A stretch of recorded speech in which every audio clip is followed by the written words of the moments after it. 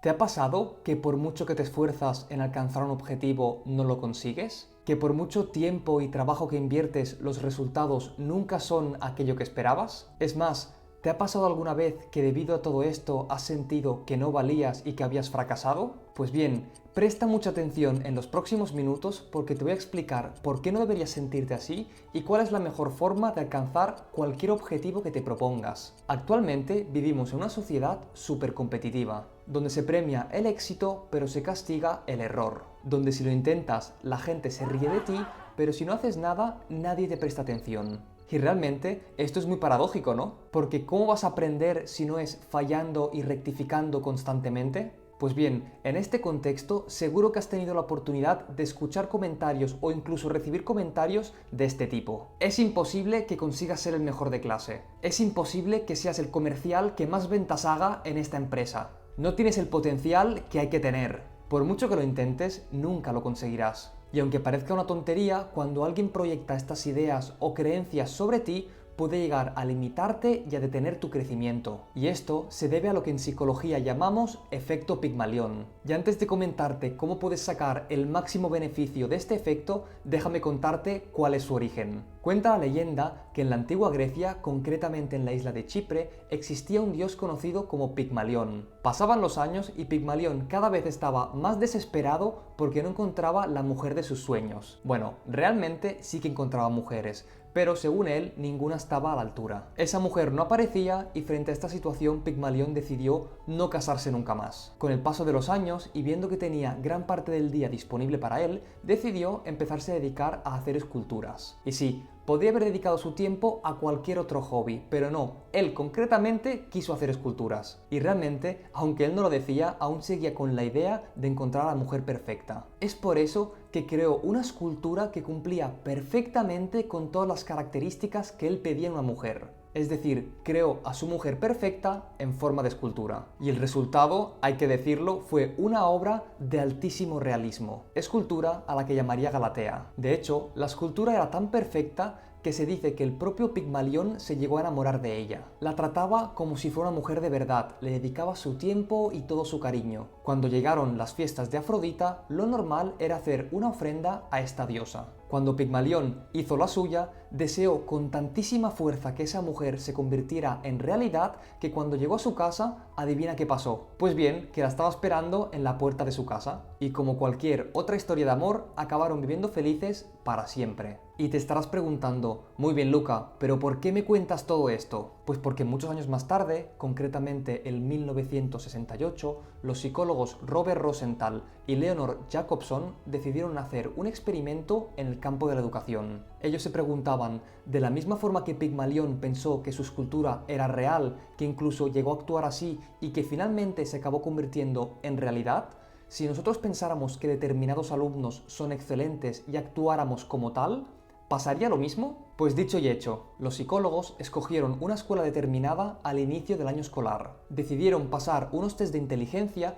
y de forma aleatoria y sin basarse en estos resultados de los test, escogieron a una cantidad de alumnos y les comentaron a sus profesores que todos ellos manifestarían un crecimiento exponencial durante este año académico. Y lo sorprendente fue que a final de ese año escolar realmente esos niños habían experimentado un aumento exponencial de su rendimiento académico, a pesar de que su elección había sido completamente al azar y sin basarse en los resultados del test. El estudio concluyó que las elevadas expectativas de los profesores hacia sus alumnos afectaban muy positivamente en su rendimiento. Y recuerda, y muy importante, que estos alumnos se escogieron basándose en algo totalmente aleatorio, al azar, sin basarse en ningún tipo de resultado objetivo. Y es que los niños escogidos recibieron mucho más apoyo y mucha más atención por parte de sus profesores de forma totalmente inconsciente, lo que a la vez potenció tanto sus habilidades como su propia confianza.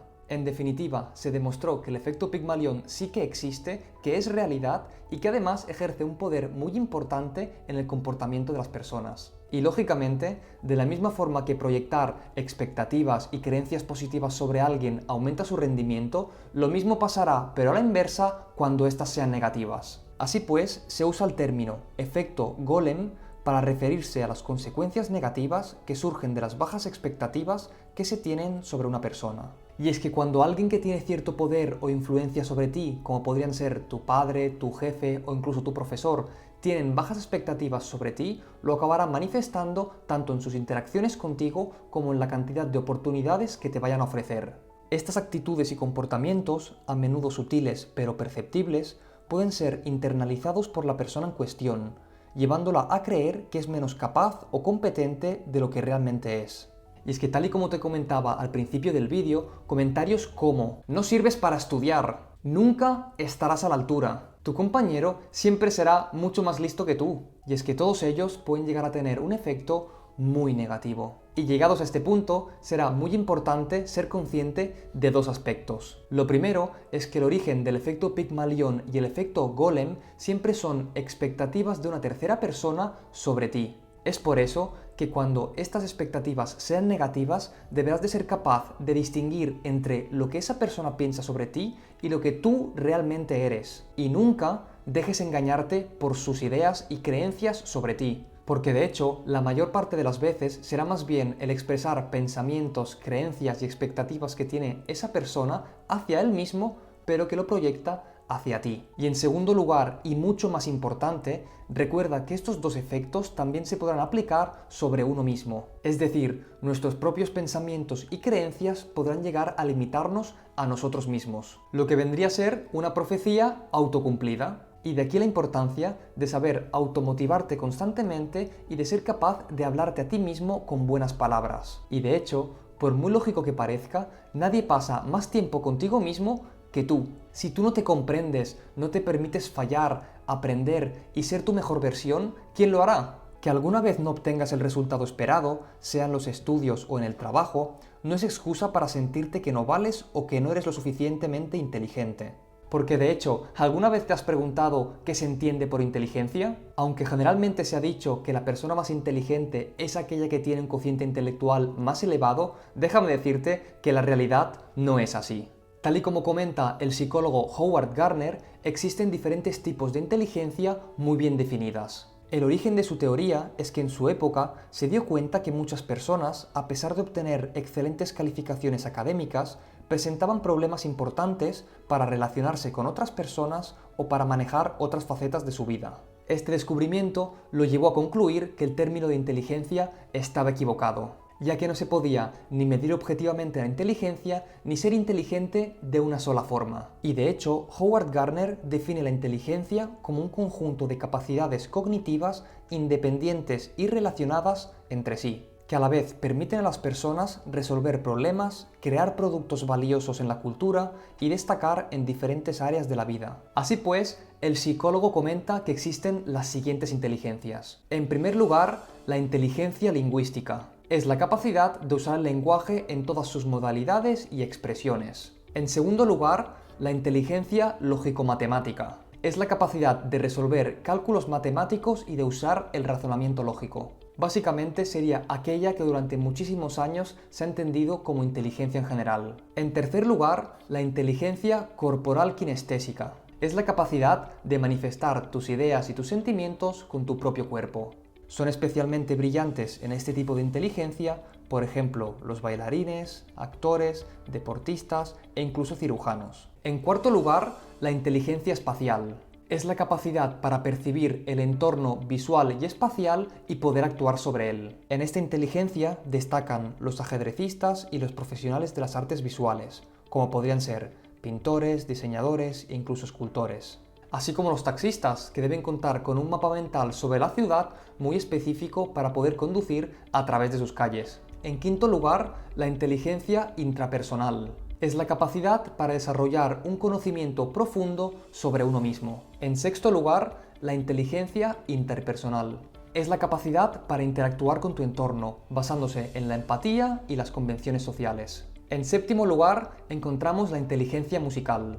Es la capacidad de percibir y expresarse con formas musicales. No hace falta decir que los más aventajados en esta clase de inteligencia son aquellos capaces de tocar instrumentos, leer y componer piezas musicales con facilidad. En último lugar, encontramos la inteligencia naturalista. Es la capacidad de observar y estudiar los elementos que componen la naturaleza, como podrían ser los objetos, los animales o incluso las plantas. El paradigma de este tipo de inteligencia son los naturalistas y exploradores como podrían ser Charles Darwin, capaces de adentrarse en entornos naturales, identificando las distintas especies animales y vegetales y utilizando esta información en su propio beneficio. Así pues, y a modo de conclusión, la inteligencia ya no se basará única y exclusivamente en las puntuaciones en forma de cociente intelectual, sino más bien en las puntuaciones obtenidas en todas las variables comentadas. Y llegados a este punto, te podrás estar preguntando, muy bien, lo he entendido todo, pero ahora, ¿cómo hago para confiar en mí mismo? ¿Cómo hago para desarrollar expectativas y creencias positivas sobre mí mismo y así mejorar mi rendimiento? Pues bien, a continuación te dejo 6 posibles estrategias. Identifica tus pensamientos adivinatorios o profecías. Haz consciente lo que hasta ahora ha sido inconsciente, es decir, tus pensamientos. Muchas veces tenemos pensamientos negativos que acaban derivando en razonamientos poco lógicos, pero que nos acaban afectando muy negativamente. Pero poniendo conciencia en ellos podrás detectar qué te están queriendo decir y cómo poderlos afrontar, evitando así que acaben derivando en creencias que te acaben afectando a largo plazo. Construye expectativas realistas. No caigas en el error de ponerte objetivos poco realistas o que al menos ahora no son asumibles para ti. Prepara los recursos necesarios y afronta la actividad sin ningún miedo a fallar. Y es que lo peor que puede pasar es que aprendas algo. Rescata situaciones pasadas de éxito. Muchas veces las personas tendemos a generalizar situaciones pasadas para imaginarnos cómo se darán situaciones futuras con circunstancias parecidas. Así pues, detecta aquellas situaciones del pasado donde supiste actuar perfectamente, identifica qué elementos se dieron en común y ahora replica la situación. Desdramatiza las consecuencias y busca un plan de acción eficaz. Muchas veces es mucho peor lo que pensamos que va a pasar que lo que realmente acaba pasando. Entonces, espérate a que realmente llegue la dificultad, si es que llega, elabora un plan para resolverla de forma objetiva. Y es que cada problema tiene una solución. Solo se tratará de que encuentres aquella que mejor se adapta a ti. Y en quinto y último lugar, lleva a cabo la visualización positiva. No hay nada más poderoso en este mundo que nuestro cerebro y nuestra mente.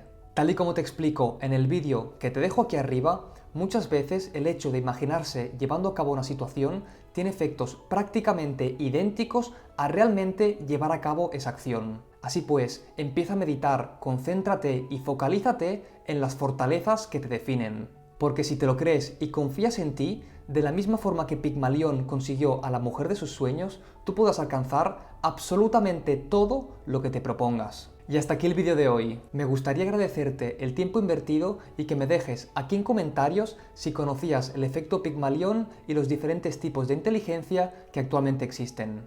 Y si te gustaría seguir conociendo otros efectos psicológicos y otros experimentos llevados a cabo en el ámbito de la psicología, no dudes en dejarme un like y en suscribirte.